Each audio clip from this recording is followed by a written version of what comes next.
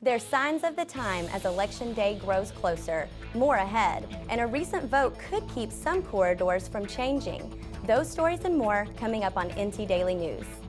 From the Mayborn School of Journalism at the University of North Texas, this is NT Daily News.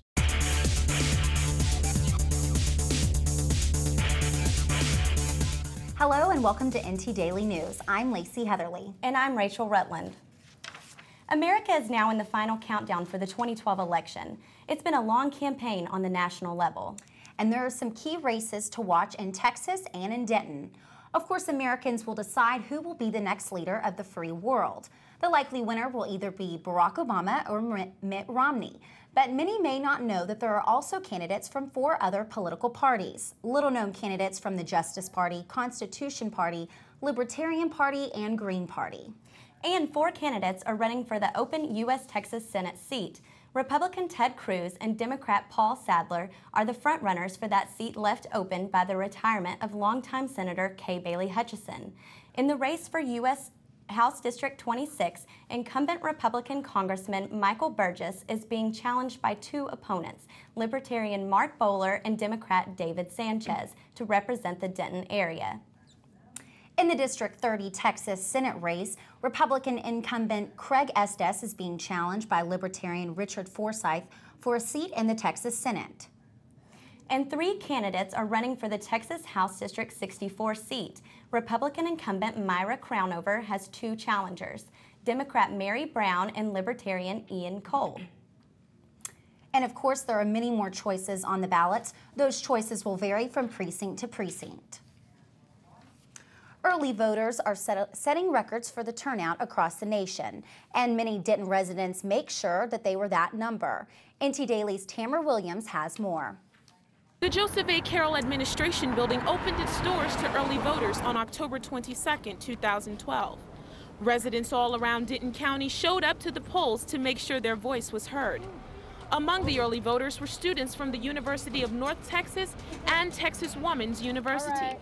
One TWU international student came with a friend to see the process. She says early voting is not allowed back home. In Kenya, we have 1 day, and so the poll stations open at 6 a.m. and close at 6 p.m. So it's just 1 day. You better get yourself out there and do it. Early voting is considered a privilege and a convenience. 32 states allow early voting, and voters are encouraged to take advantage of the opportunity.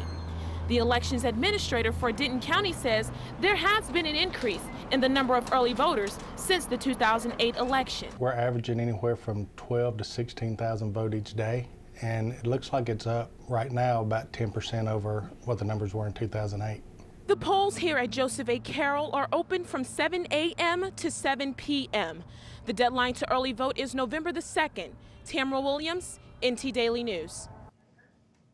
There's a concern that Election Day voting could be affected by Hurricane Sandy.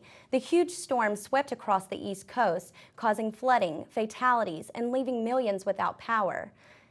The media reporting on polls and airing commercials for months, but some election experts say the last resort would be to postpone the election in the states by hitting the storm.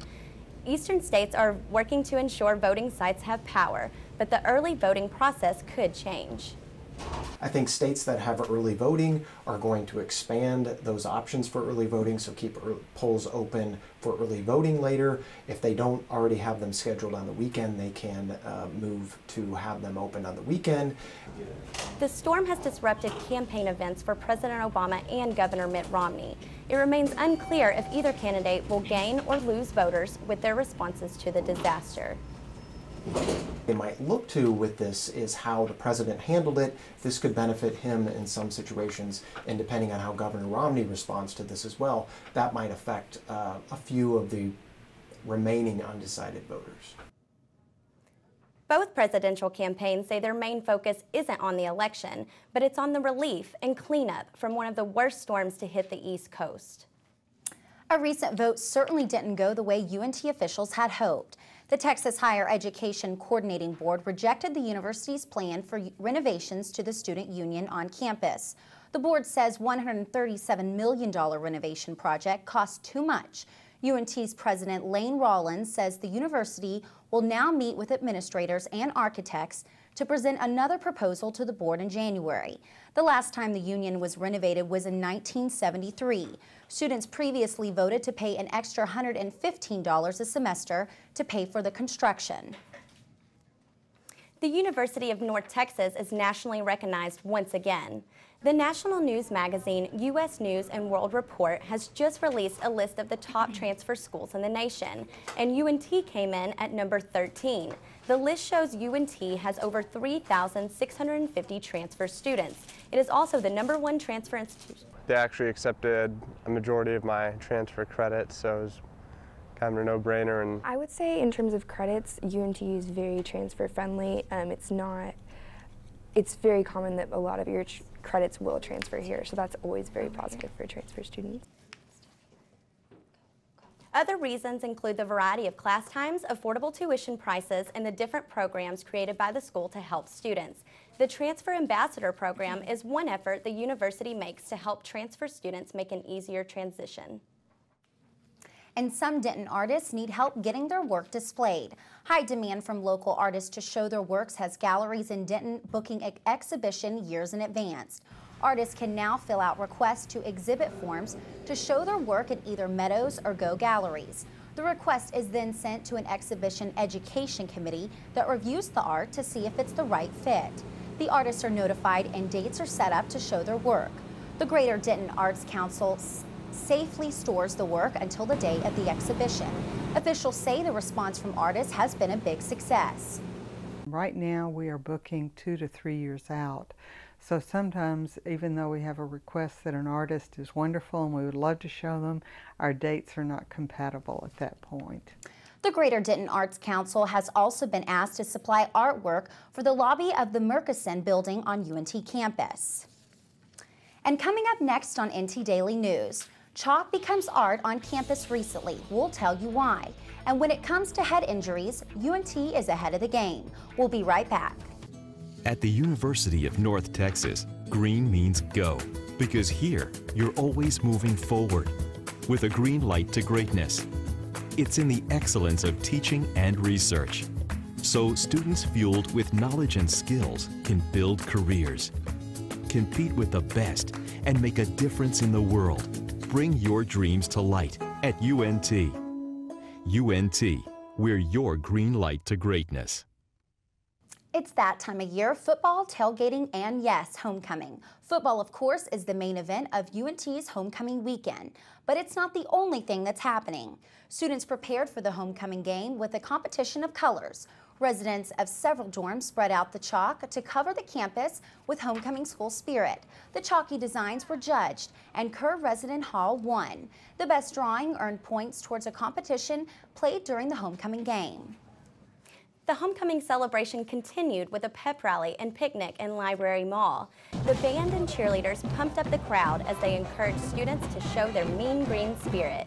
Free food and t-shirts were just some of the perks that the students enjoyed at the picnic. The event coordinator for homecoming wanted to get people excited about. Actually, we have events. So we're going to have Spirit Day tomorrow, and that's going to be so much fun. We're going to have a bunch of organizations here. Just getting people excited for homecoming, really, it's our main goal. And then the bonfire on Friday, and then the game and the parade on Saturday. The football game is at 4 o'clock on Saturday at Apogee Stadium. The Mean Green football team will take on Arkansas State. But some residents in Denton are having a more difficult time gaining access to food and fun. A national hunger study recently found that the average cost of a meal in Texas is going up. The demand at one local charity is rising along with the grocery store prices. This is the first time Sarah Fowler has had to ask for help. Increases in food costs have left her and her family with few options. The most recent study by Feeding America reported Denton County's average cost of a meal is 14 cents higher than the state average.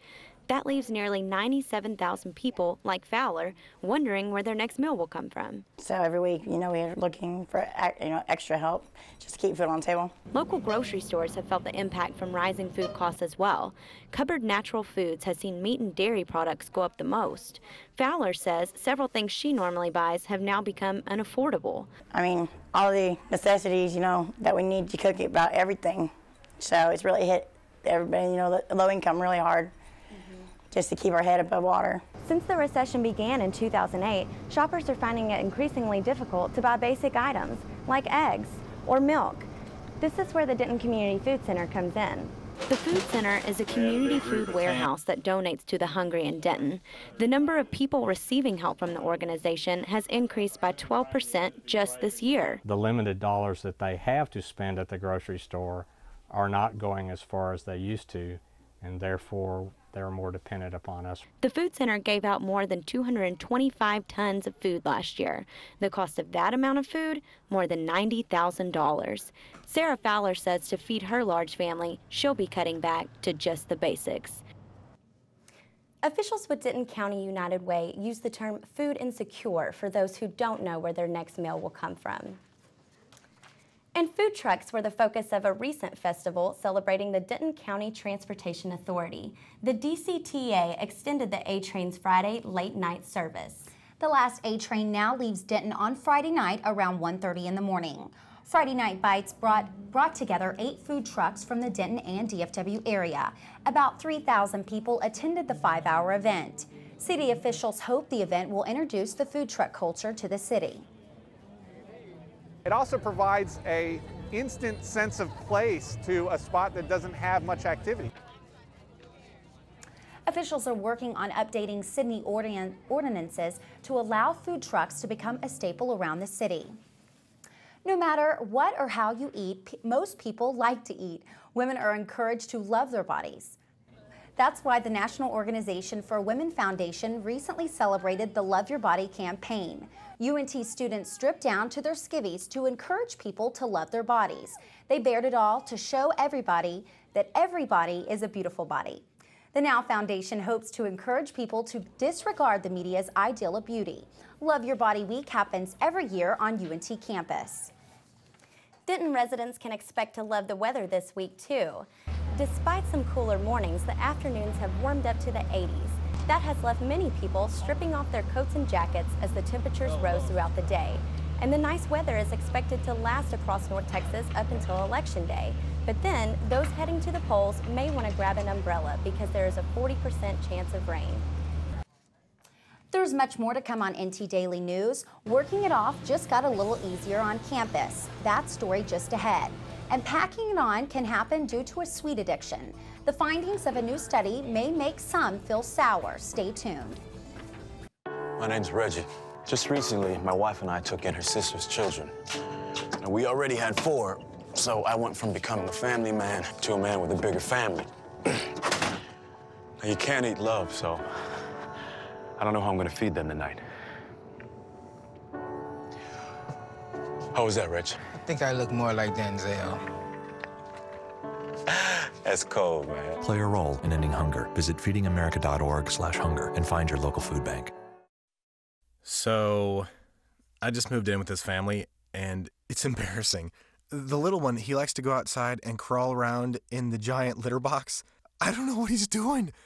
I mean, I was born and I knew how to use the litter box. Look at that. That's disgusting. Oh, poop already. You're making me nervous. Oh, okay, I can't look at this anymore. I really hope he grows out of this, for his sake. Basketball, football, and working out. There's lots to talk about in sports today. Natalie Gunn is here with the details. Natalie? Thank you. UNT's Pole Recreation Center recently upgraded some of its machines.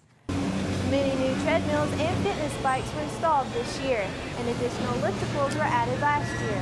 The Assistant Director of Fitness says the center replaces equipment based on how often it gets used.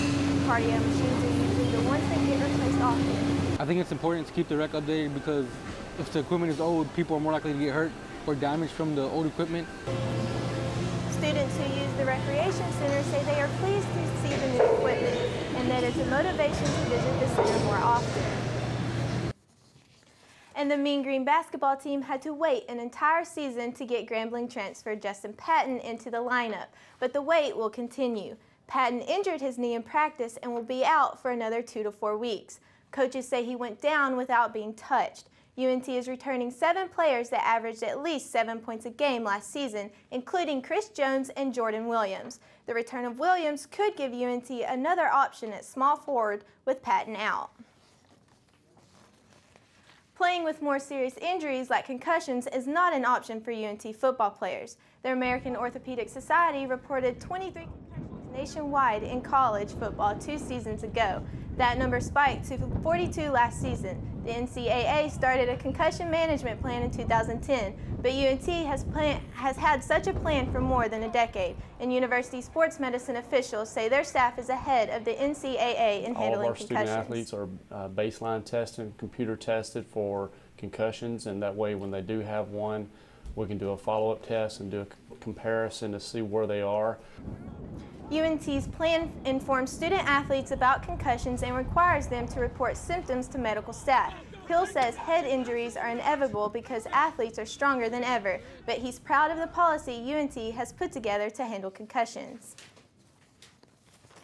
And UNT's 38-21 loss to Middle Tennessee was a big blow. The Blue Raiders took an early lead in the first half and continued to a 24-0 halftime lead.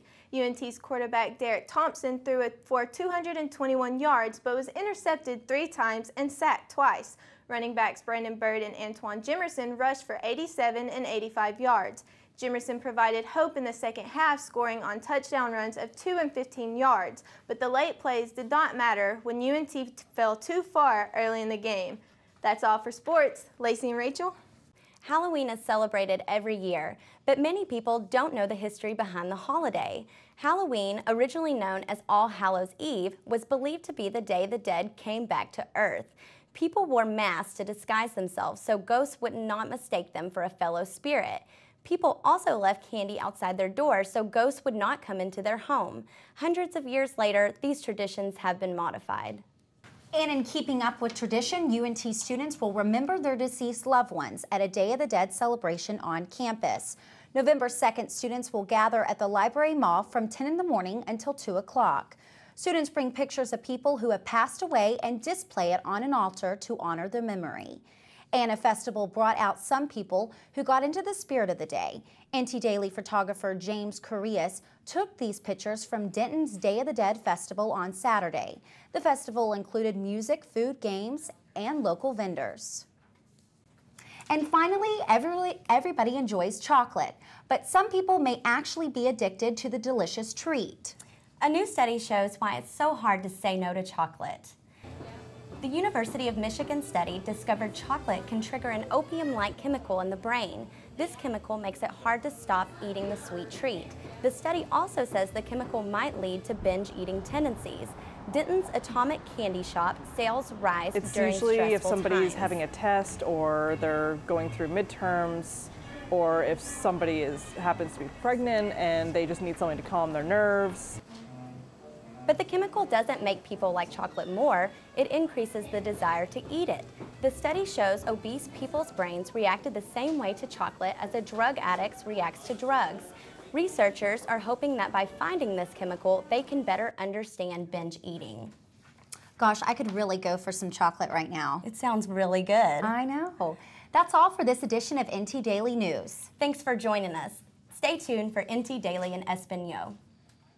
This has been NT Daily News.